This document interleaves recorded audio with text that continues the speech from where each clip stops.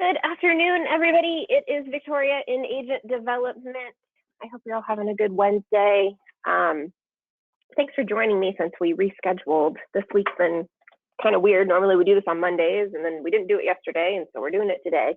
As always, just a reminder, you guys are all muted. So find that question panel, and I will try to monitor that as we go along, and then I'll be sure to look at it at the end and make sure if anybody has any questions about anything, we get them covered. Hopefully you can all see my screen, moving some stuff out of the way here that you guys can't see. So today we're going to talk about the title services, seller net proceeds sheet, and some of the other cool stuff that Title offers through this program, through their Title Capture app. So there's a couple of different ways you can get to it. You can see up at the top of my screen, if you go to tsindy.titlecapture.com, it'll bring you to this screen. If you have been through LEAP, I don't know, anytime in the past 2 years, or have seen it in other places, Tucker Services app, APP, as in like an app on your phone, .com will also redirect to this site. So you can do this one, the tsindy.titlecapture.com, or Tucker Services with an S, Tucker Services app, APP.com, will redirect to this page as well. So if you have never used the Title Capture app before, the first thing you've got to do is sign up for an account. You don't automatically have one. I don't know what your password is. So you could either do, I forgot my password. If you're like, hey, I think maybe I've used this before, but I just don't remember, you can do forgot my password. Or if you've never used it before, you can sign up. And I am going to walk through how to do that really quick. So down here at the bottom where it says no account, click here to sign up for free. I'm going to do just that. And then it's going to bring me to this page. Oh, and look at Okta, it's trying to log me in. Okay, they've changed this up a little bit. This is new, I haven't seen this page. So exactly what it says it is, you're gonna put in your email. I recommend using your Tucker email, and then you're going to create a password. So again, we don't know what it is. It's not assigned to you at all. You just get to create a password and then put in your first name, last name, and then you're gonna choose your office. There's only 3 options. So if you are the West office, if you are Avon, select Avon. If you are the East office, select East. If you are anybody else, you just select main office. If you happen to be one of our statewide partners and you are like Bloomington or Valpo or something like that, you are main office as well. So even if you're Carmel or Zionsville, main office. So unless you're Avon or East, everybody is main. Once you select one of the offices, the drop down for the title agent is a little different depending on which office that you choose. But then you're just going to choose the agent, for your office specifically. If you're not sure who that is, I'm not going to run through them all today, but you could shoot me an email and say, hey, who's my title agent? Or ask your managers or ask anybody in your office. They're going to know who your title agent is, who your rep is in your office. And if you're super still unsure, you're like, I don't see their name here listed anywhere, you can always choose Jamie Ingebretson. Jamie is the president of Title Services. Jerry's name actually needs to be taken off of here because Jerry retired and Jamie took his position. So you can always select Jamie because she's the president. Okay, so choose your office, choose your agent, and then obviously your role. So you want to say that you're a real estate agent and you're going to hit sign up. Okay. I'm going to go back to sign in, and I'm going to go ahead and sign in, and we will see that box pop up again. So you can see that Okta has popped up, and it says, hey, it wants to log you in. Once you create an account, this button actually shows up on your Okta dashboard, I believe. So if I come over to Okta, you can see mine is here on the right-hand side. It says Title Capture. If it doesn't do it automatically, you can always add this button or this widget in Okta. And to do that, you just come over to the left-hand side down here where it says Add App, and you can search for Title Capture, but then you can save your credentials in Okta. You don't have to remember what that password is that you just created, right? Okay, so let's get into it. I'm gonna go ahead and say sign in. And it's gonna bring me to this page right here. If I scroll down a little bit, you can see I got some other things that I can do here. But up here at the top, I can even click calculate now. I think if I just want to create a seller net sheet, which is what most people probably use this for. But you've got some other options as well. If I click on this little plus sign next to estimate, and we'll come back and we'll talk about a couple of these other things. But see how there's like a bunch of stuff in here that you can do. You can do even like net sheets for buyers. So here's like a rent versus buy net sheet, you know, or even just a buyer estimate of like what they're going to have to bring to the table, all that kind of stuff. But I want to start with the seller net sheet, which is about halfway down. So I'm going to say seller net sheet, and then it's going to bring me here. I can then name this net sheet. So I could name it by the address or whatever it might be, or my client. So I'm just going to call it Smith. And I could even put the date if I wanted. So let's say, what's today? Today's the 6/7/6/22, right? And then if I want to change that, I can just hit that little pencil guy. Okay, so you do have to put in the property location. It won't allow you to create a net sheet unless you have an address in here. And as I start typing, you can see there's a little drop down, and I'm going to select from the drop down. Obviously, if there was a unit, I could put that in there. And then we're just going to start with the sales price. To make things easy for today, we're going to go with round numbers. And then the closing date, it automatically puts us 30 days out, but I can change this if I need to. Here we go. So it puts it on a Friday. Maybe I'm like, oh, I don't like it on a Friday, or maybe I don't care. I'm just going to leave it though. Okay, and then I just start working through the different sections. So first it asks about additional transaction details. It asks if there was a prior title policy within the last 10 years, and I can say yes or no. If there has been a prior policy within the last 10 years, definitely like I would check on that, because if there has been, you stand to maybe save your client a little bit of money. I don't know the specifics about it, but I guess they don't have to do as much work if they had title in the last 10 years, so it doesn't cost your client quite as much. And sometimes title companies will offer a discount, and I believe that Title Services does. So in this case, we would actually say yes, because there has been. And then it asks, you know, who pays the closing fee. Traditionally, you know, 50-50 was the way for a long time, and then this market got a little crazy, right? And the buyer was offering to cover it just to make their offer look a little bit more appealing. Obviously, this is a, you know, a conclusion come to between you and, or on the other side, like if you were representing the buyer, like who was going to do it. I'm going to go ahead and just say the buyer pays, just because this market is still, I think, kind of trending that way. And then mortgage payoff. So it's going to ask, you know, what the payoff might be. There's even a spot here where you can do like the seller, like second lien payoff. So if they had something else that they needed to pay off as well. Keep in mind that like the payoff is often different than like the balance they have left on their mortgage. The payoff tends to be like, I know some agents will estimate like the payoff plus, or the balance plus 1 extra month is the payoff, because sometimes like at the end it can be kind of funky, like how much you have left. And you may or may not even know this information. You may or may not even be in the place yet where you have been able to ask, you know, the seller this information. So none of this is required. You don't have to fill in any of these spots except the address. You do have to have an address. So you can pick and choose which ones, you know, you want to include or don't want to include. It's up to you. Okay.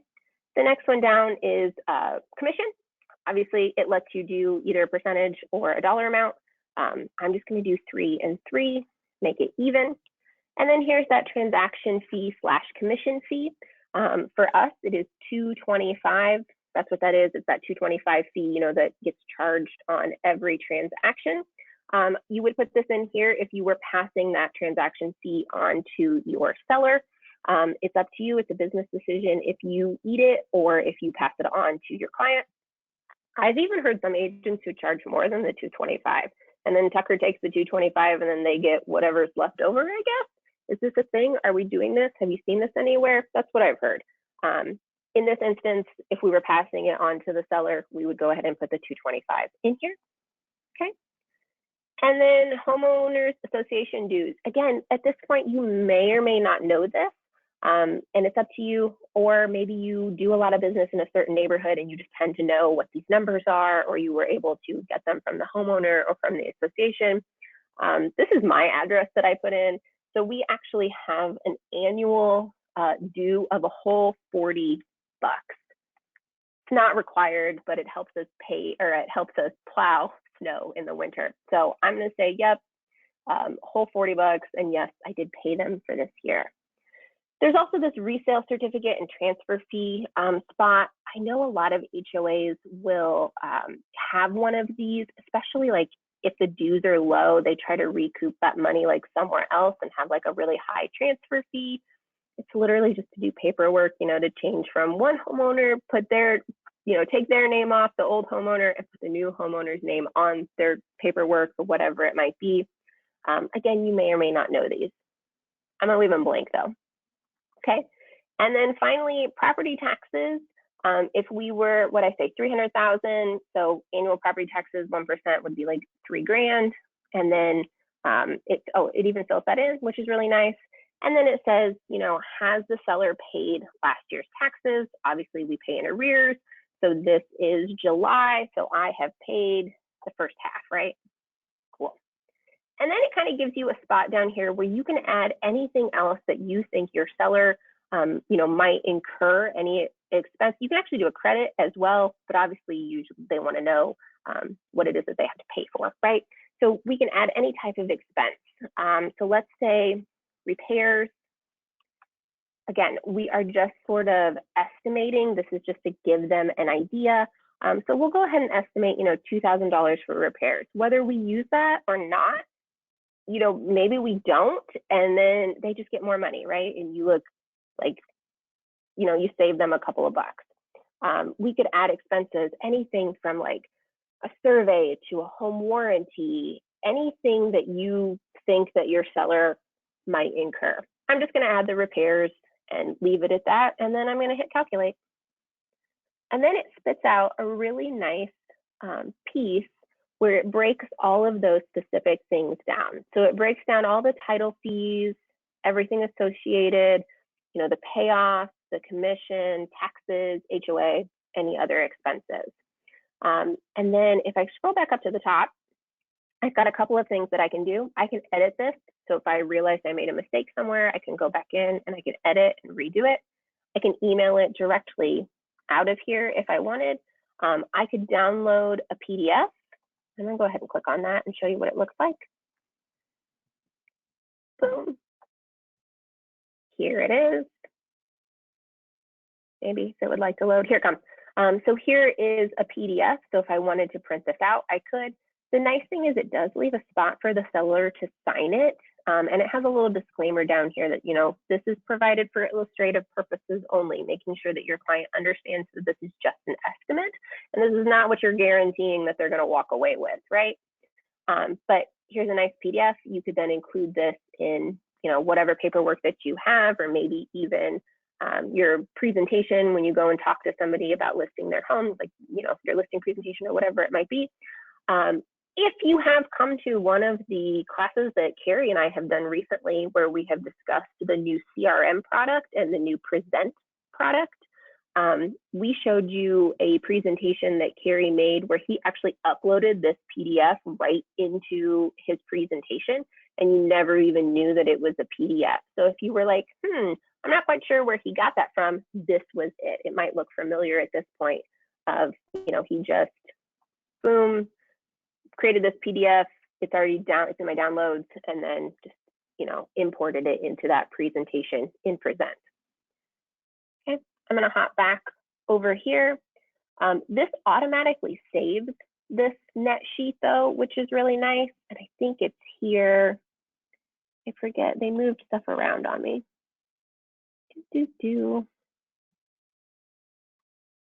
Where my saves are.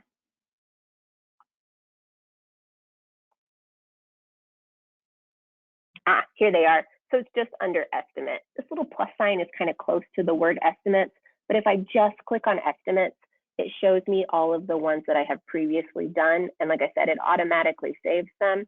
So here's the one that we just created that says, Smith, and then you can see ones that I've done in the past as well. So it automatically saves them, shows me the last time that they were updated. I can star them, I can search maybe by name or whatever that I called it. And then it looks like I've even got a couple other options over here. You have these 3 dots, which are usually show that there's an action item. So I could go back in and I could edit this. I could duplicate it. I could delete it if I don't need it anymore, which is really nice. The system used to not automatically save. And so if you forgot to save it and you navigated away, you lost all of your work. So I'm really glad that they included this update. This has been just in the last couple of months that they included this update, and they automatically save if I just click here on estimates. Okay, so easy peasy. They're not difficult to create, but I want to show you one other that is in here that I really like as well. So if I click on that plus sign again, it gives me some of these different ones that I can create. There's also a seller's multiple offers, which is really nice, especially if you have a client who wants to be able to, see that information like spelled out black and white in front of them. If you have multiple offers, this is kind of a nice way to be able to do it. So the info stays the same. Here at the beginning, you put in an address.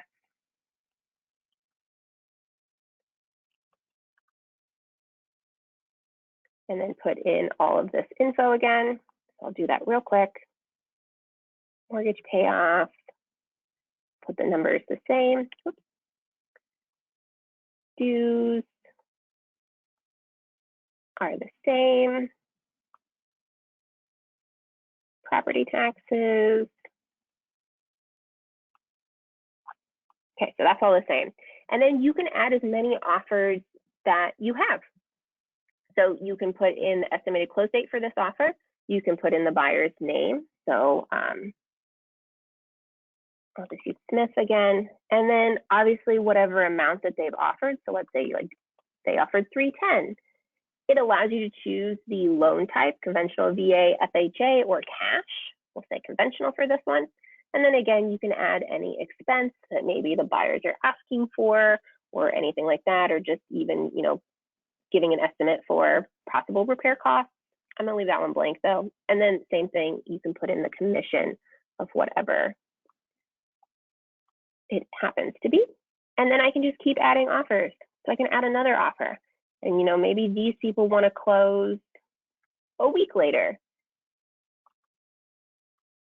But they're offering $320.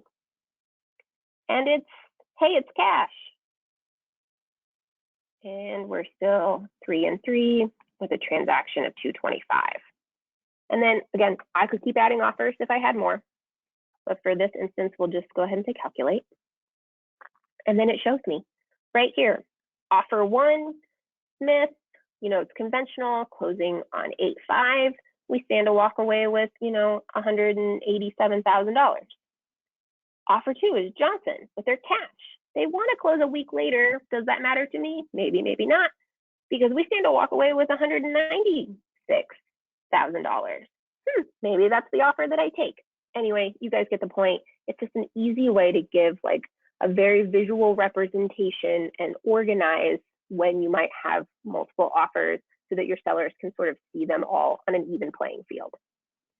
Okay, so those are the 2 that I just wanted to show you guys today: seller net sheet, seller multiple offers.